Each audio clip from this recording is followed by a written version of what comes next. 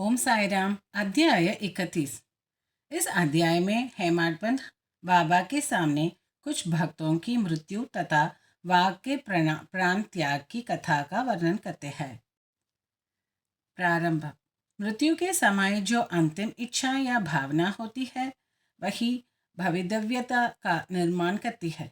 श्री कृष्ण ने गीता में कहा है कि जो अपने जीवन के अंतिम क्षण में मुझे स्मरण करता है वह मुझे ही प्राप्त होता है तथा उस समय वह जो कुछ भी दृश्य देखता है उसी को अंत में पाता है। यह कोई भी निश्चयात्मक रूप से नहीं कह सकता कि उस क्षण हम केवल उत्तम विचार ही कर सकेंगे।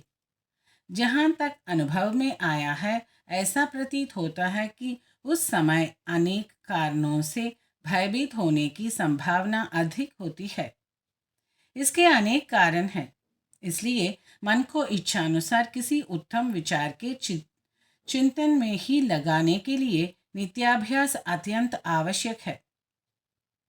इस कारण सभी संतों ने हरिस्मरण और जप को ही श्रेष्ठ बताया है ताकि मृत्यु के समय हम किसी घरेलू उलझन में न पड़ जाए। अतः ऐसे अवसर पर भक्तगण पूर्णतः संतों के शरणागत हो जाते हैं ताकि संत जो कि सर्वज्ञ है उचित पथ प्रदर्शन कर हमारी यथेष्ट सहायता करें। इसी प्रकार के कुछ उदाहरण नीचे दिए जाते हैं। विजयानंद। एक मद्रासी सन्यासी विजयानंद मानसरोवर की यात्रा करने निकले। मार्ग में वे बाबा की कीर्ति सुनकर शिरडी आए, जहां उनकी भेंट हरिद्वार के सोमदेव जी स्वामी से हुई और इनसे उन्होंने मानसरोवर की यात्रा के संबंध में पूछताछ की। स्वामी जी ने उन्हें बताया कि गंगोत्री से मानसरोवर 500 मील उत्तर की ओर है तथा मार्ग में जो कष्ट होते हैं उनका भी उल्लेख किया, जैसे कि बर्फ की अधिकता, 50 कोस तक भाषा भेद में भिन्नता तथा भूटान निवासियों के संशयी स्वभाव जो यात्रियों को अधिक कष्ट पहुंचाया करते हैं।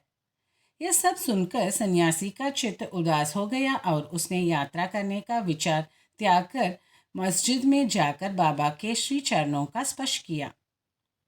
बाबा क्रोधित होकर कहने लगे, इस निकम्मे सन्यासी को निकालो यहाँ से, इसका संग करना व्यर्थ है। सन्यासी बाबा के स्वभाव से पूर्ण अपरिचित था। उसे बड़ी निराशा हुई, परंतु वहाँ जो कुछ भी गतिविधियाँ चल रही थी उन्हें वह बैठे बैठे ही देखता रहा। प्रातःकाल का दरबार लोगों से टासटस भरा हुआ था और बाबा को यथाविधि अभिषेक कराया जा रहा था। कोई पाद प्रक्षालन कर रहा था तो कोई चरणों को छूकर तथा कोई तीर्थ स्पर्श से अपने नेत्र सफल कर रहा था। कुछ लोग उन्हें चंदन का लेप लगा रहे थे तो कोई उनके शरीर में इत्र ही मल रहा था। जाति पांति का भेदभाव भुलाकर सब भक्त यह कार्य कर रहे थे। यद्यपि बाबा उस पर क्रोधित हो गए थे तो भी सन्यासी के हृदय में उनके प्रति बड़ा प्रेम उत्पन्न हो गया था। उसे यह स्थान छोड़ने की इच्छा ही न होती थी। 2 दिन के पश्चात ही मद्रास से पत्र आया कि उसकी माँ की स्थिति अत्यंत चिंताजनक है, जिसे पढ़कर उसे बड़ी निराशा हुई और वह अपनी माँ के दर्शन की इच्छा करने लगा। परंतु बाबा की आज्ञा के बिना वह शिरडी से जा ही कैसे सकता था। इसलिए वह हाथ में पत्र लेकर उनके समीप गया और उनसे घर लौटने की अनुमति मांगी। त्रिकालदर्शी बाबा को तो सबका भविष्य विदित ही था। उन्होंने कहा कि जब तुम्हें अपनी माँ से इतना मोह था तो फिर संन्यास धारण करने का कष्ट ही क्यों उठाया। ममता या मोह भगवा वस्त्रधारियों को क्या शोभा देता है। जाओ, चुपचाप अपने स्थान पर रखकर कुछ दिन शांतिपूर्वक बिताओ, परंतु सावधान, वाड़े में 4 अधिक है, इसलिए द्वार बंद कर सावधानी से रहना, नहीं तो चोर सब कुछ चुरा कर ले जाएंगे। लक्ष्मी यानी संपत्ति चंचला है और यह शरीर भी नाशवान है, ऐसा ही समझकर इहलौकिक व पारलौकिक समस्त पदार्थों का मोह त्याग कर अपना कर्तव्य करो। जो इस प्रकार का आचरण कर श्री हरि के शरणागत हो जाता है उसका सब कष्टों से शीघ्र छुटकारा हो, उसे परमानंद की प्राप्ति हो जाती है। जो परमात्मा का ध्यान व चिंतन प्रेम और भक्तिपूर्वक करता है, परमात्मा भी उसकी अविलंब सहायता करते हैं। पूर्व जन्मों के शुभ संस्कारों के फल स्वरूप ही तुम यहाँ पहुँचे हो, और अब जो कुछ मैं कहता हूँ उसे ध्यानपूर्वक सुनो और अपने जीवन के अंतिम ध्येय पर विचार करो। इच्छा रहित होकर कल से भागवत का 3 सप्ताह तक पठन पाठन प्रारंभ करो। तब भगवान प्रसन्न होंगे और तुम्हारे सब दुख दूर कर देंगे। माया का आवरण दूर होकर तुम्हें शांति प्राप्त होगी। बाबा ने उसका अंतकाल समीप देखकर उसे यह उपचार बता दिया और साथ ही राम विजय पढ़ने की भी आज्ञा दी, जिससे यमराज अधिक प्रसन्न होते हैं। दूसरे दिन स्नानादि तथा अन्य शुद्धि के कृत्य कर उसने लेंडी बाग के एकांत स्थान में बैठकर भगवान का पाठ प्रारंभ कर दिया। दूसरी बार का पठन समाप्त होने पर वह बहुत थक गया और वाड़ी में आकर 2 दिन ठहरा। तीसरे दिन बड़े बाबा की गोद में उसके प्राण पखेरु उठ गए। बाबा ने दर्शनों के निमित्त एक दिन के लिए उसका शरीर संभाल कर रखने के लिए कहा। तत्पश्चात पुलिस आई और यथोचित जांच पड़ताल करने के उपरांत मृत शरीर को उठाने की आज्ञा दे दी। धार्मिक कृत्यों के साथ उसकी उपयुक्त स्थान पर समाधि बना दी गई। बाबा ने इस प्रकार सन्यासी की सहायता कर उसे सद्गति प्रदान की। बालराम मानकर नामक एक गृहस्थ बाबा के परम भक्त थे। जब उनकी पत्नी का देहांत हो गया तो वे बड़े निराश हो गए और सब घर बार अपने लड़के को सौंपे शिरडी में आकर बाबा के पास रहने लगे। उनकी भक्ति देखकर बाबा उनके जीवन की गति परिवर्तित कर देना चाहते हैं। इसलिए उन्होंने उन्हें 12 रुपये देकर मचिंद्रगढ़ में जाकर रहने को कहा। मानकर की इच्छा उनका सानिध्य छोड़कर अन्यत्र कहीं जाने की न थी, परंतु बाबा ने उन्हें समझाया कि तुम्हारे कल्याणार्थ ही मैं यह उत्तम उपाय तुम्हें बतला रहा हूँ। इसलिए वहाँ जाकर दिन में 3 बार प्रभु का ध्यान करो। बाबा के शब्दों में विश्वास कर वह मचिंद्रगढ़ चला गया और वहाँ के मनोहर दृश्यों, शीतल जल तथा उत्तम पवन और समीपस्थ दृश्यों को देखकर उसके चित्त को बड़ी प्रसन्नता हुई। बाबा द्वारा बतलाई विधि से उसने प्रभु का ध्यान करना प्रारंभ कर दिया और कुछ दिनों के पश्चात ही उसे दर्शन प्राप्त हो गया। बहुधा भक्तों को समाधि या तुर्यावस्था में ही दर्शन होते हैं, परंतु मानकर जब तुर्यावस्था से प्राकृतावस्था में आया तभी उसे दर्शन हुए। दर्शन होने के पश्चात मानकर ने बाबा से अपने को वहाँ भेजने का कारण पूछा। बाबा ने कहा कि शिरडी में तुम्हारे मन में नाना प्रकार के संकल्प विकल्प उठने लगे थे। इसी कारण मैंने तुम्हें वहाँ भेजा कि तुम्हारे चंचल मन को शांति प्राप्त हो। तुम्हारी धारणा थी कि मैं शिरडी में ही विद्यमान हूँ और 3.5 हाथ के इस पंचतत्व के पुतले की अतिरिक्त कुछ नहीं हूँ, परंतु अब तुम मुझे देखकर यह धारणा बना लो कि जो तुम्हारे सामने शिरडी में उपस्थित है और जिसके तुमने दर्शन किए वह दोनों अभिन्न है या नहीं। मानकर वह स्थान छोड़कर अपने निवास स्थान बांद्रा को रवाना हो गया। वह पूना से दादर रेल द्वारा जाना चाहता था, परंतु जब वह टिकट घर पर पहुंचा तो वहां अधिक भीड़ के कारण वह टिकट खरीद न सका। इतने में ही एक देहाती, जिसके कंधे पर एक कंबल पड़ा था तथा शरीर पर केवल एक लंगोटी के अतिरिक्त कुछ न था, वहां आया और मानकर से पूछने लगा कि आप कहाँ जा रहे हैं। मानकर ने उत्तर दिया कि मैं दादर जा रहा हूँ।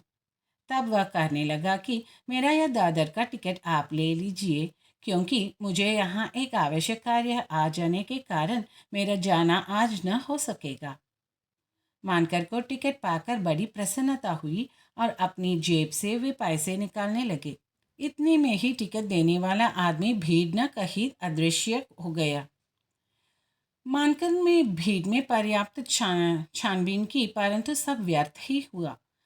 जब तक गाड़ी नहीं छूटी मानकर उसके लौटने की ही प्रतीक्षा करता रहा, परंतु वह अंत तक न लौटा।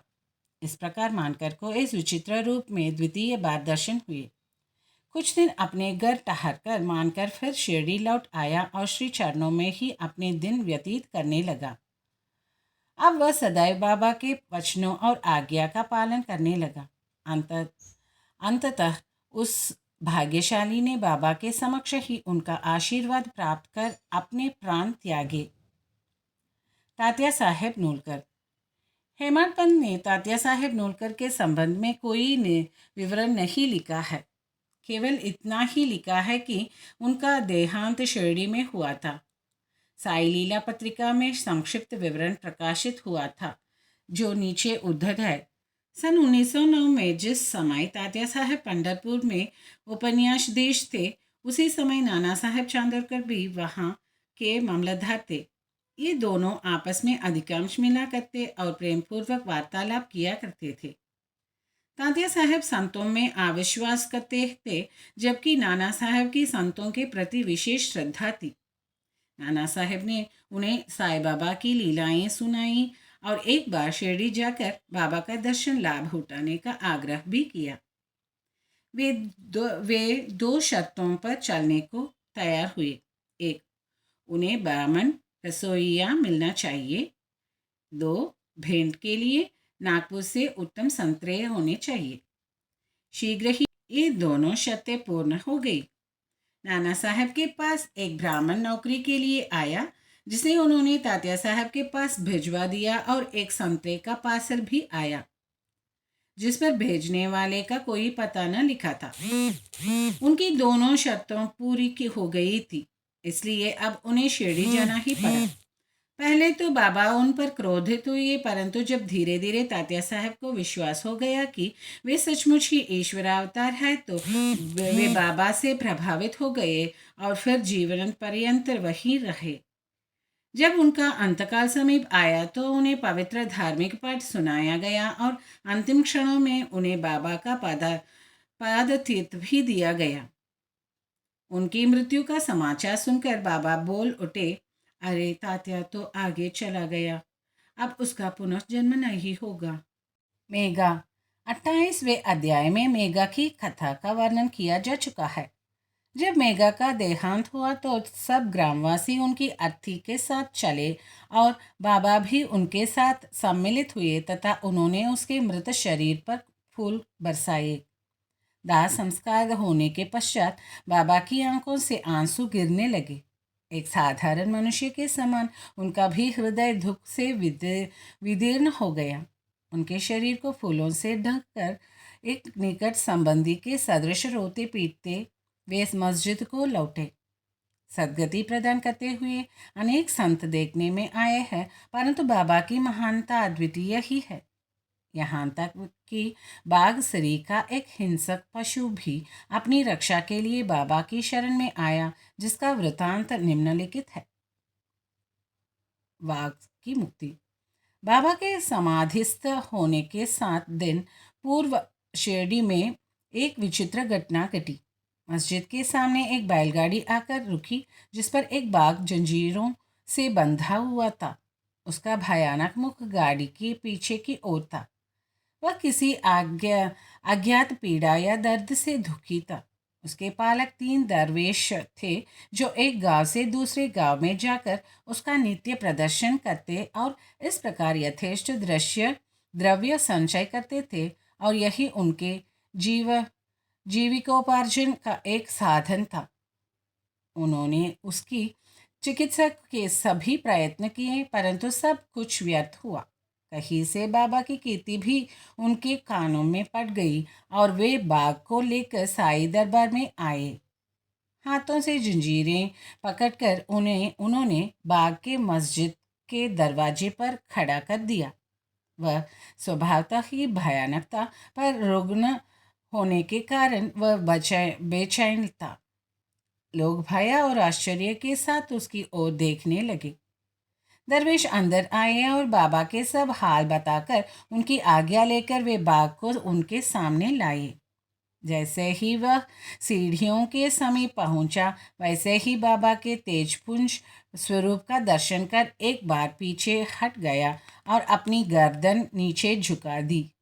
जब दोनों की दृष्टि आपस में एक हुई तो बाघ सीढ़ी पर चढ़ गया और प्रेमपूर्ण दृष्टि से बाबा की ओर निहारने लगा। उसने अपनी पूंछ हिलाकर 3 बार जमीन पर पटकी और फिर तत्क्षण ही अपने प्राण त्याग दिए। उसे मृत देखकर दरवेशी बड़े निराश और दुखी हुए। तत्पश्चात जब उन्हें बोध हुआ तो उन्होंने सोचा कि प्राणी रोगग्रस्त था ही और उसकी मृत्यु भी सन्निकट ही थी। चलो, उसके लिए अच्छा ही हुआ कि बाबा जैसे महान संत के चरणों में उसी सद्गति प्राप्त हो गई। वह दरवेशियों का ऋणी था और जब वह ऋण चुक गया तो वह स्वतंत्र हो गया और जीवन के अंत में उसे उसे साई चरणों में सद्गति प्राप्त हुई। जब कोई प्राणी संतों के चरणों पर अपना मस्तक रखकर प्राण त्याग दे तो उसकी मुक्ति हो जाती है। पूर्व जन्मों के शुभ संस्कारों के अभाव में ऐसा सुखद अंत प्राप्त होना कैसे संभव है। श्री सद्गुरु साईनाथ अर्पणमस्तु। शुभम भवतु। ओम साई राम।